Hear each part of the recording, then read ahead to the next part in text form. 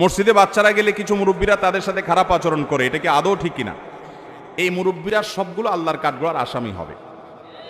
যেই মুরব্বীরা ছোট ছোট বাচ্চাদেরকে মসজিদে গেলে ধমক দেয়, ঘাট ধাক্কা দেয়, তোমার বাপের বাড়ি এটা? মানুষকে ধাক্কা দিতে আসছো, ধমক দিতে আসছো? সব জায়গায় মাতবরি মাস্তানি। মসজিদের মধ্যে ছোট ছোট বাচ্চারা যখন আসে, বিশেষ করে এত ছোট বাচ্চা আবার না, ভুল বুঝবেন না, যে অনেক বাপ মা আছে 3 বছর 2.5 বছরের বাচ্চা নিয়ে আসে, ও পেশাব করে দিবে, নষ্ট করতো, নামাজের কিছুই বুঝে না।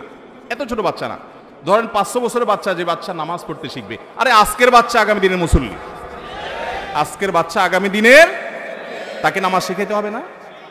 এখন সমস্যা হলো, আপনি বলবেন যে ভালো কথা, নামাজ শিখাইতে হবে, কিন্তু মসজিদে আসে যে মুসল্লিদের ডিস্টার্ব করে, মুসল্লিদের এতটুকু ডিস্টার্ব সহ্য করার মতো মানসিকতা থাকতে হবে। সব কিছুতে পণ্ডিতি করা যাবে না।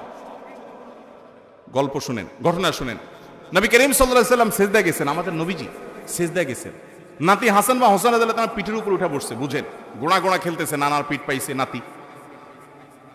নবী করিম সাল্লাল্লাহু আলাইহি সাল্লাম যতক্ষণ পর্যন্ত নাতি পোলাপান যখন সিজদা যাওয়ার পরে পিঠে উঠে, ওদের কি আর কোনো টাইমের ব্যাপার আছে যে ওর কোনো তাড়াহুড়া আছে যে অফিস আদালত আছে? ও তোর মন মতো গোড়ার পিঠে বসে মন যখন মিটে যায় সাত, তারপরে যায় নামে।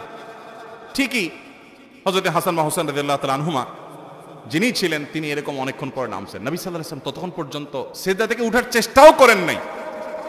সিজদার তাসবিহ পড়তেছেন পড়তেছেন পড়তেছেন, নাতি নেমে গেছে, তিনি মাথা সোজা করেছেন। কোনো হাদিসে আমরা পাই না যে উনি ফাতেমা রাদিয়াল্লাহু ডেকে এনে ধমক দিয়েছেন নিজের মেয়েকে, যে কেন বাচ্চাকে ধরো না, নাতিকে ধরো না, আমার নামাজে ডিস্টার্ব করছেন না।